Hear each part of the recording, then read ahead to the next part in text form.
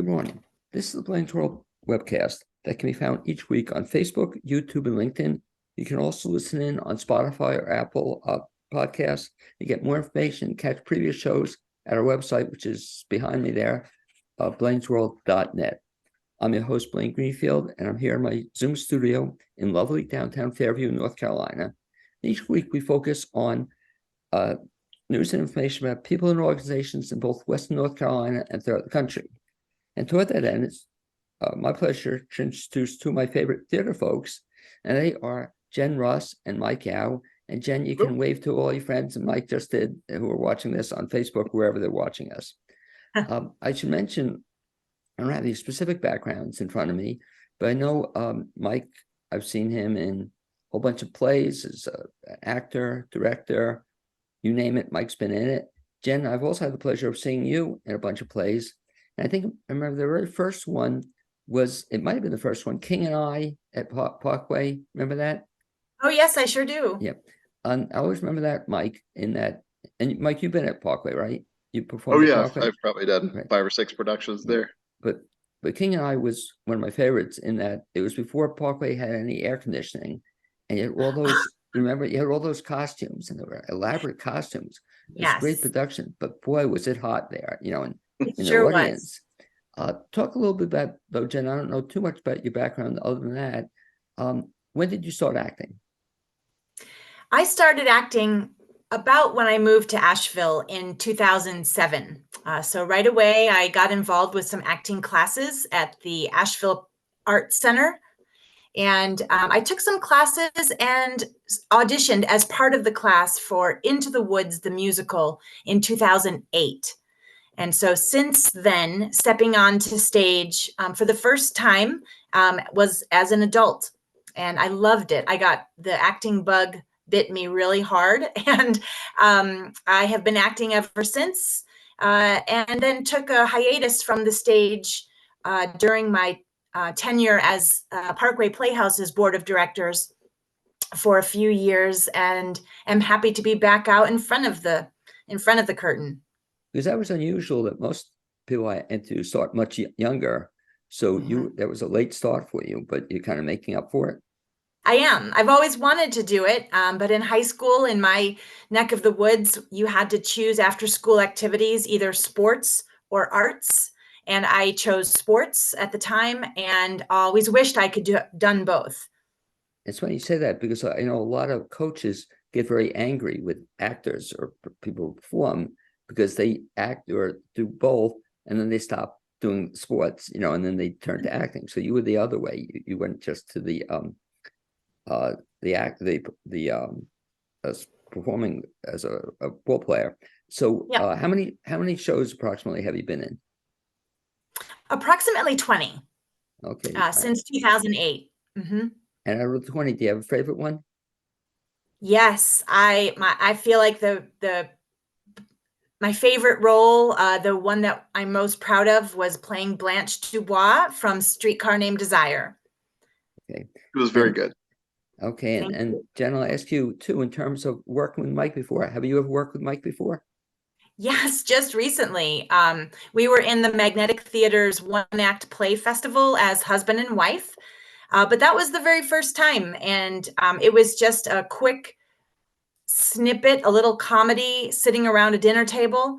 And but I've always seen him on stage, for sure. As you alluded to, he's in a lot of things, and I'm happy to be directed by him now.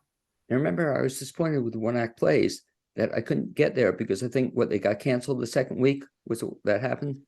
Yes, unfortunately. COVID, because we was all set to see it, especially you and Mike. And then we were in a good one too, Blaine. Were you really? Right, Jen? Okay.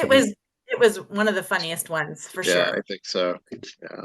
Anyway, Mike, same question. So I've had you on before, but for the benefit of folks who don't know you, you've been acting for a little bit, would you say? Oh, acting up for sure, since I was about 3. But no, yeah, I mean, professionally for 15, 16, 17 years, but always kind of dabbled before that since high school. Just the opposite of Jen. You were, I recall you were a ball player when you were younger, right? Yeah, so kind of like Jim said, I actually was into sports first, and I still I still like to do athletic stuff. And then like they needed like somebody for Camelot or something, and I end up like reading for I got King Arthur or whatever, like some. So then from there, I just sort of dabbled for a while, and then eventually decided to just do this, not necessarily full time, but very close to full time. 15 years ago or so, before we moved here from Atlanta. When you were playing ball, were you doing both though? Were you playing sports and doing acting? Yeah, it was overlapping, but probably as Jen alluded to, a lot of times the rehearsal and practice schedules would overlap too much. I actually played semi-pro baseball for a couple of quick seasons, so I started focusing more on that. But then when I realized that I couldn't hit the ball more than 300 feet, I couldn't go much. I was fast and I was a good fielder, but my hitting was very suspect. So I was like, I don't think I could. I can't go any further. So let's fall back onto acting, shall we? And I recall, or what I've heard is a lot of coaches weren't too happy with players who would kind of try to do both, right? They would kind of resent that. I mean, for the most part, because they wanted you, there at practice, and if they thought you had some talent, they thought they could forge you into a professional, maybe whatever. I guess it's the same with theatrical coaches or theatrical directors as well. Now, do you have Very any similar. do you have any interest to ever do coaching, or do you do any coaching? I've coached some like little league basketball and baseball before, but it's been a while. I would like to, if I had more time, honestly, I would love to do that. It's almost like directing. Some, I guess, but I would say in your spare time, right? When you're not going somewhere, you could Yeah. do some coaching in your spare time. Mike, same Yeah. question I asked Jen. Do you remember your very first role?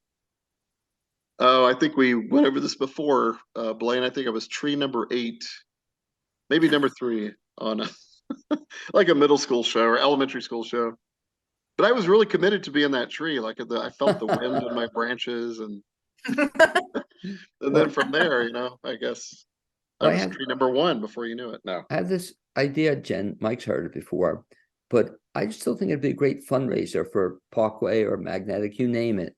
Everybody would recreate their very first role, but especially in Mike's case, like when they were a kid, that when they were younger, can you imagine if you could recreate their first role, or Mike as the tree? I think you would have been an outstanding tree. And Jen, you have a daughter, right, in acting, or she's into acting? Yeah, she's into musical theater. Yes. Okay. Yes. She's 19. She's in college now. So is that fun watching her perform now? It's the greatest. It is the greatest. She started off as a theater kid, just coming to my rehearsals.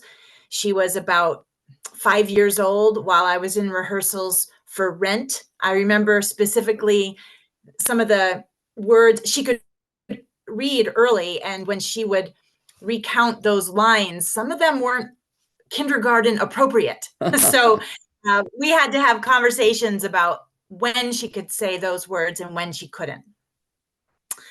But she grew up just trying out and loved it. And Mike's fortunate. You have how many cats, Mike? 74 last. No, how many? No, how many? 2. Just so 2. Are any of them performing cats yet, or they? Cats they're always performing. Yeah. Yeah, they're both. I mean, the black and white with Nymeria is definitely a bit of a showboat, but so is the other one. I know. Did you ever see the show? And we've seen it too many times. But the first time we loved it. The Incredible Performing Cats. Have you ever seen them? I've seen them on YouTube. Yeah. And I think Britain's Got Talent or something like that. But they actually come to Asheville every couple of years. Karen and I went there. Yeah, Karen and I went to that show about 2 or 3 years ago. Well, same thing too. We went the first time, we were kind of impressed. The second time they were terrible, but but the amazing Acrocats. The amazing Acrocats is what it was. Yeah. Catch it, Jen, if you have I don't know if you're a cat lover, but they it's interesting. But cats don't perform real well for the most part, I mean, you think about that, Mike, there are movies and stuff, lots of movies about dogs, but very rarely do you see cat movies, they're kind of discriminated against. So fast forward this then. So Mike, now we have an upcoming show, and that's what we're going to talk about at, it's going to be at where and when? Black Mountain Center for the Arts and downtown Black Mountain. And what's the show? It's called A Dickens Christmas Carol, a traveling travesty in 2 tumultuous acts. Very long. Okay. We just call it Dickens or Dickens Christmas Carol for short. And what's fun about it, Mike, you and I were talking off the air, that I don't recall it ever being performed in the area. Has it been? No, yeah, I researched it a little bit to see if it had been produced in the last 5 years, and I, I think it went further back. I don't think I saw it at all, honestly, in Western North Carolina. So Had you ever seen it before? it's fairly obscure. So I actually performed in it about 12 years ago down in Atlanta. And I always thought this would be like such a great Christmas farce because I don't know if you recall, we directed and produced 39 Steps about 10 months ago. And that was a farce. And that did really well. People really loved that show. We might actually bring it back next year, maybe, spoilers. And so I was like, can I do like a Christmas version of like a farcical show? And I kind of remembered the show from 12 years ago. 39 Steps was so great, though. I just loved it. So this is an actual farce. So if you would, Mike, if I can kind of ask you for the Reader's Digest version of the show, what is it? Okay, so in short, it's 7 British actors doing traveling theater. And so we're producing this show. It's this 15th farewell tour of our, yeah, I know, of the troupe. And it's Christmas Eve night, and everything just kind of goes wrong in a hilarious way. Oh, it sounds good because Yes. again, I've never seen it. And Jen, had you been familiar with the play? No, just the traditional Dickens Christmas Carol. So you kind of know what to expect, but when everything starts to go wrong, that's when craziness comes out. And so what's your role in this play? I play an actor named Cordelia. I have to look at my full name. Mrs. Cordelia Folliot Folks Fortescue Woods. And yeah, she is not a lead person. She has multiple roles, but in our show, in the script, our lead diva woman has called in sick. So I get to take over her lead roles. And I guess it's not a spoiler in the first scene, she's not really homesick. Okay, we'll have to see it to Goes find up out a bit more. late. But let me ask you this, in terms of multiple roles, and I've seen Mike do this many times. I don't think I've seen you do that. Have you ever had multiple roles in plays before? No, I haven't. This is my first farce. This is my first true comedy that isn't a dark comedy or a drama that has funny, drunken bits to it. But this is, I think, my first true comedy from start to finish. Is it tough playing multiple roles? Yes, and it's also tough because they all come with different accents, and that is a challenge. If these were 7 different roles from upstate New York, I got it. But it's not, and so that is a challenge, and it's a challenge to have a different way to walk and a way to talk, and some body language that is quite different. Well, just a sneak preview. Give us one of the voices you use in that. Can you? Let's see. What do I say? I say, better early than never. That's what I always say. So. And you have to do that. You have to do 7 different voices like that. No, I think 7 came from the number in the cast. Oh gosh, Mike, I don't know if I've counted. But mostly I play one of the 3 ghosts and Mrs. Cratchit. Those are the 2 main roles that I do play. Yeah. Potgoed, Fezziwigs. Well, ask Yes. Mike has been one of the experts. Mike, I just admire you so much. When you've played many roles, and you've played, what's the most number of roles you have played in a play? Oh, in one production, probably. And the first time I did 39 Step, well, the second time as well. So we have to like 15 different characters. Yeah. And I don't know, Jen, did you Like Jen said, they all have different accents and body, or at least you try. I know some of them bled together, I'm sure. But Jen, did you get to see that?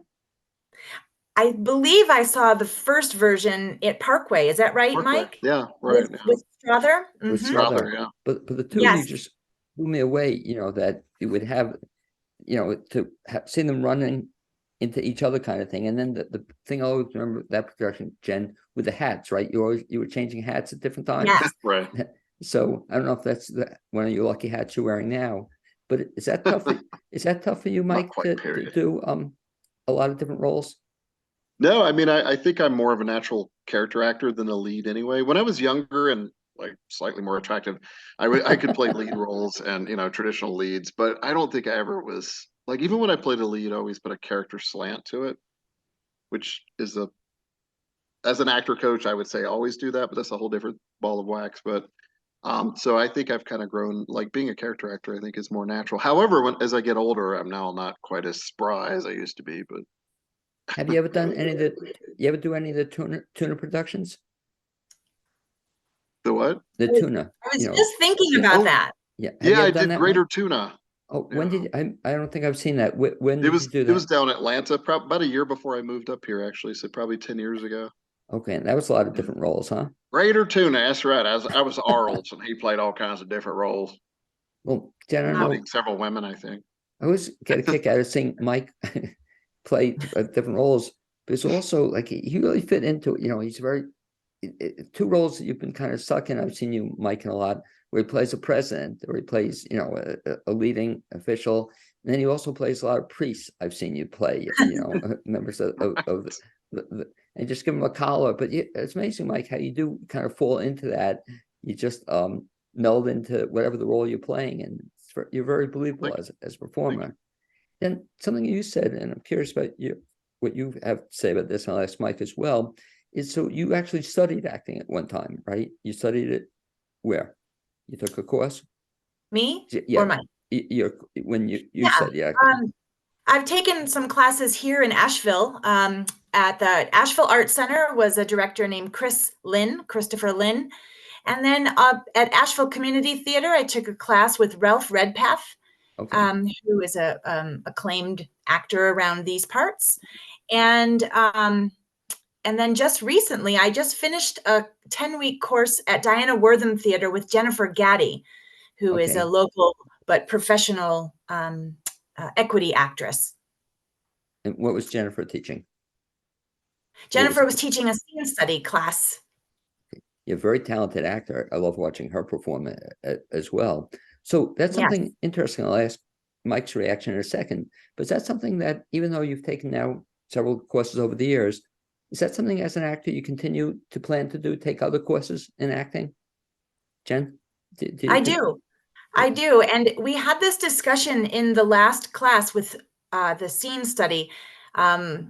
Of the 8 members who signed up, students, I was the most experienced, but not that that means, a whole lot. But Jennifer did say that it's important as an actor to keep your skills fresh and to work with people who aren't as experienced, because they always throw something fresh at you that you might not be expecting.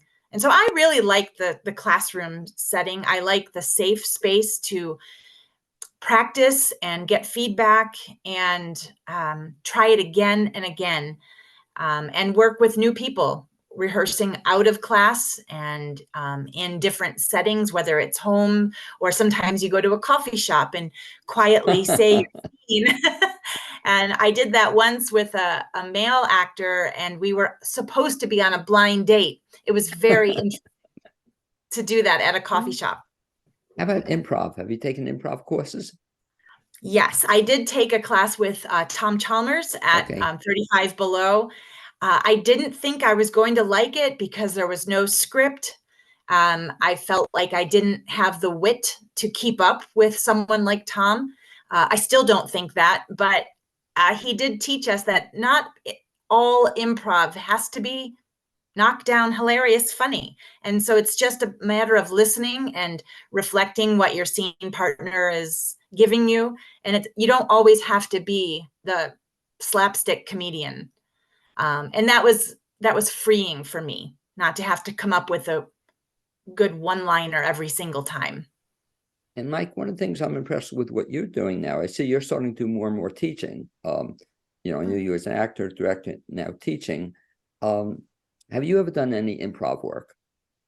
Yeah, so I was in a couple of, I guess, quote, professional troupes down in Atlanta. And we did a lot of shows. We would sell out pretty big venues. It was pretty amazing. Like we were completely shocked. And then so when I moved up here, I tried to start a improv group. I don't know if you remember, called Lab Rats. And I cast a lot of professional actors that were busy with other stuff. So we had one performance and then we kind of scattered because I just couldn't get people together for, yes, improv troupes do have rehearsals, everyone. I mean, yeah, you go over different skits and scenarios and, stuff like that. There's training involved, of course, like Jen said. But yeah, so ever since that, I've only been kind of teaching it, and now I'm teaching a more traditional acting class at ACT, adult class. I was teaching youth, and now I'm teaching some adult actors, so which has been really cool. Yeah, At all things I you've think done. I'm sorry to No, go interrupt. I just ahead. want to Yeah. add that as an acting coach and teacher, I feel like it kind of you learn stuff yourself. It's almost like you're teaching stuff that you may or may not have forgotten yourself, and you kind of revisit it. So I kind of like that as well. At all things you've done, Mike, and again, I know you was an actor, director, whole bunch of different things. Do you have a favorite thing you do in theater, aside from getting paid? Well, there's the artistic side of it, of course, creating art. I'm not sure this show that we're about to do would be considered that. However, no, it is. It's fun, actually. Um, Directing's been kind of rewarding, honestly, though I still really have that performance bug in me, which is why I'm directing and performing in the Stickens Oh, are one you really? like a Okay. fool. Yeah. Well, Well, so the reason why, Blaine, is because the way the show is set up, it literally is like it's supposed to be like a traveling troupe of British actors. The way they would have performed Christmas Carol for real. And one of the troupe members would have been the director and also been in the show, and somebody else would have been the stage manager. Like they all did different roles. And so we're trying to emulate that. yeah, the real truth, Jen, though, a lot of actors don't admit this, but many actors who became directors like the fact that they don't have to memorize the dialogue that way. They can have other people memorize the plays. So, but in reality, directors, I guess, know just about all the parts. So you're directing this one, Mike. Talk about who else is in the cast aside from Jen. So we have the lovely Jen Russ, of course. We also have Daniel Sandoval, who's playing the actor who played Scrooge. Danielle Allen, who I've just recently worked with. She auditioned for the role and knocked it out of the park. We have Tasha Pepe, who Karen and I have worked with in the past in some children's theater and murder mystery dinner theater. Who am I missing? Brennan Forst from the American Wisdom. He's a WCU student or former, as we were talking about. So we were talking off air about the Bardo Theater, I believe. Who else am I missing, Jen? Trissa King, who we've done several murder mystery dinner theater shows with. Is that everybody? And then Karen is Karen, my wife, Karen Coverdiniao is my stage manager and AD. So And she can look at stuff when I'm out there and say, hey, that was terrible. Like, do something, make a new choice. Well, I don't know about, or Jen, I should ask, have you ever done anything else aside from acting? So you were on the board, you're acting. Have you ever been behind the scenes of a play as well? No, I haven't. No, I don't aspire to direct. I think that's a lot of pressure. Stage managing appeals to me. I'm very organized and can, keep track and notes and things like that.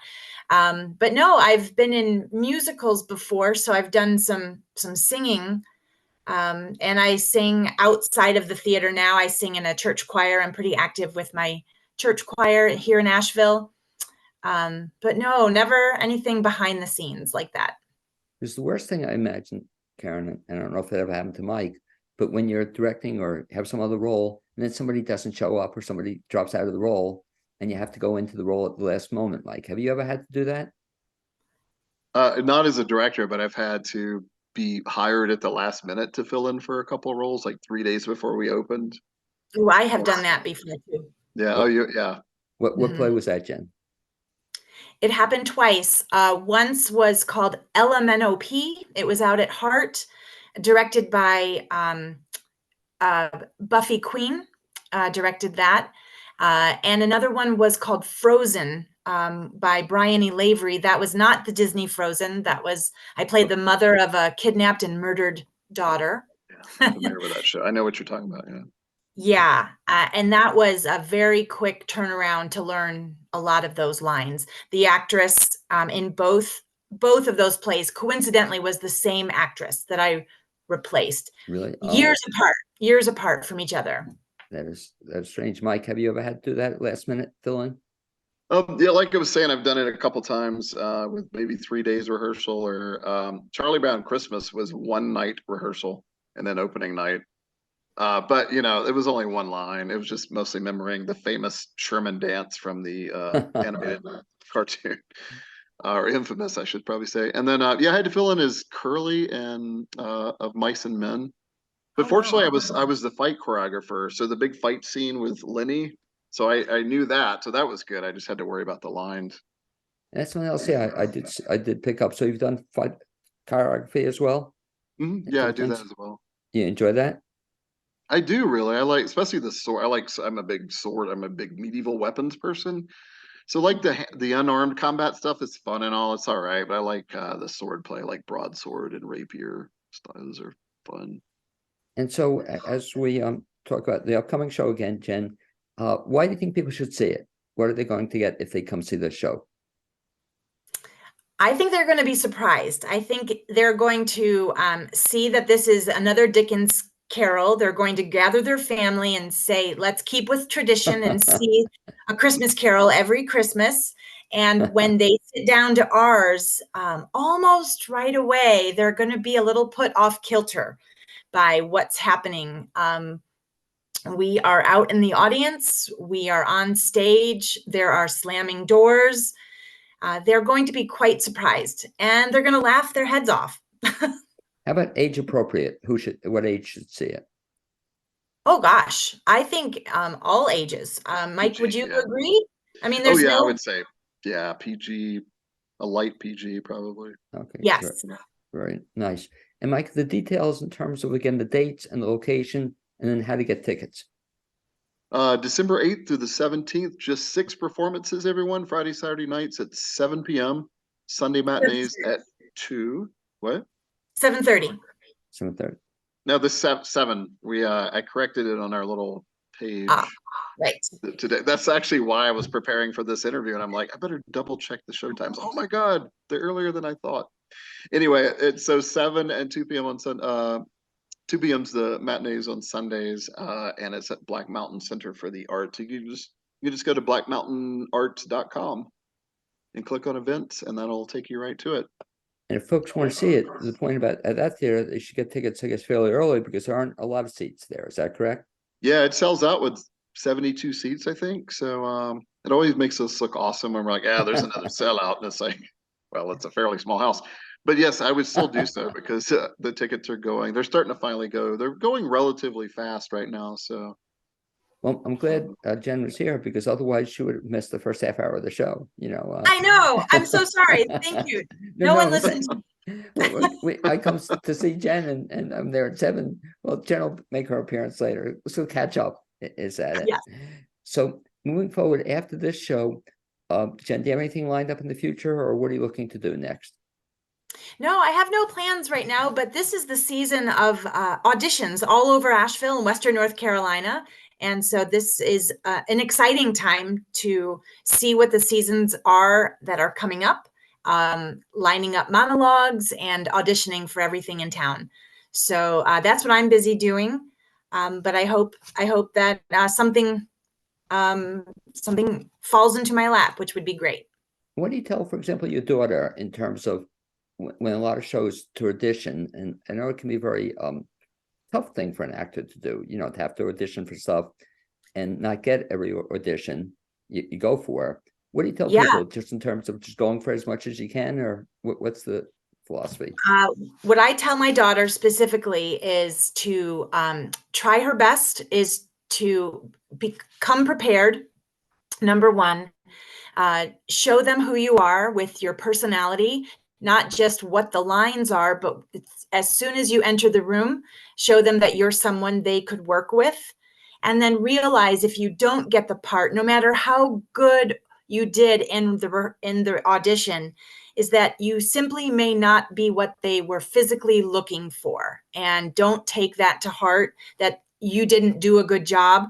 But there are so many other factors that go into making a casting decision that I realize it's hard to get a rejection. That has happened for sure, but it's not anything that you may have done wrong, and to realize that and just to keep going to the next one.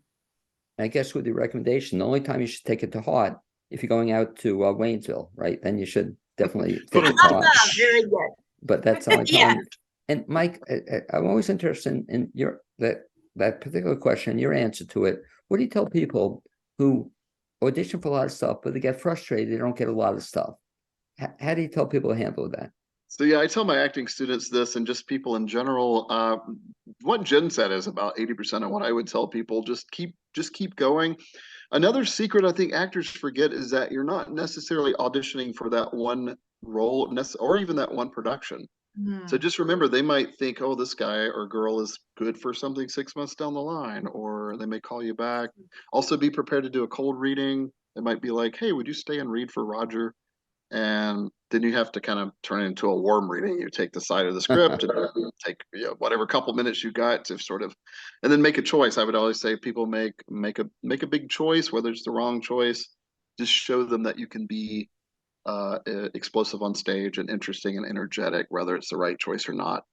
And what Make about it choice. Don't just be yourself on stage necessarily. what about volunteering then? If they don't get a part, to volunteer to be part of the behind the scenes crew or to help out in other ways in the show? Do people ever do Yeah, that?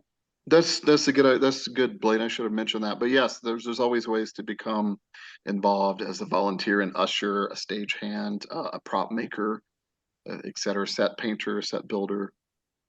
And so Yeah, I always think about the Harrison Ford story of him being a carpenter when they were casting Star Wars. And he was just someone that was on set that they called in to just do a few words. wow. Right. The one story I remember too, I think Luke Perry, and he told the story, and I tell other actors this, Jen, that I think he auditioned for 253 roles before he got his first role. 253, and Yeah. That's amazing, but he kept at it, so it takes a lot of time. Mike, what's up? Mark Ruffalo too went Same through thing. yeah, Oh, like 500 or something, he said. So Mike, what's up next for you? Oh, Fantasia at Mysterium. I think I said that right. The script is over there, but I don't feel like getting it. It's over at the Bardo Theater at WC on the WCU campus. So Karen and I both got cast to play a couple of supporting roles in this really cool. It's like a high tech, fancy, immersive piano recital, essentially.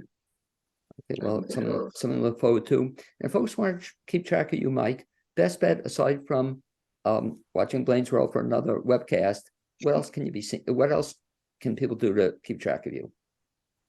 For me? Yeah. Facebook. So I'm on Facebook. I don't do Twitter. I'm just over that nonsense, or X, whatever it's called now. Instagram, Carrier Pigeon. Okay. Really old school. Send a Raven if you're a Game of Thrones fan. But yeah, I'm on Facebook or just whatever. I also do some game design on the side, and I'm an author, as you probably know, so I still write some of those fantasy books. Other than that, yeah, and I do some tour guiding. So Yeah, it was so cool. AshevilleFreeWalkingTours.com. Jen is also a tour guide as well as an actor. So. Well, imagine it was so cool. I'm in town the other day and I see Mike. All of a sudden, I thought you were panhandling. He comes up to me. And I thought he wanted money. No, but that was so cool, Mike. So I mean, that was at the River Arts District, wasn't it? Right. Yeah, but imagine even Jen. I'll ask you, even as an actor, there's probably great experience if you're doing. I didn't know you did tour guiding also. Where do you do tour guiding, Jen? Yes, I work for Citizen Vinyl downtown in the old Citizen Times newspaper building. And the building itself is historical, but the cool part is that inside our space, guests can see records getting pressed from start to finish. And so that's part of the tour as well. So there's a little bit of engineering discussion. There's a lot of history and architecture discussion, but we offer free tours every weekend. And so I'm one of the tour guides there, and that's where people can find me at citizenvinyl.com, and also on Facebook and Instagram. Anyway, I want to thank the both of you for talking about this upcoming show. Mike, one last time, the name of the show and the dates. Oh no, I got to do the name again. A Dickens Christmas Carol, a traveling travesty in 2 tumultuous acts. Okay. And I want And to that's ask, Black Mountain Center for the Arts. I won't ask you to name all the 7 characters, but should be a lot of fun. So thanks for being my guest on the show, Jen, as well. And I also like to thank my producer, Cappy Tassetti.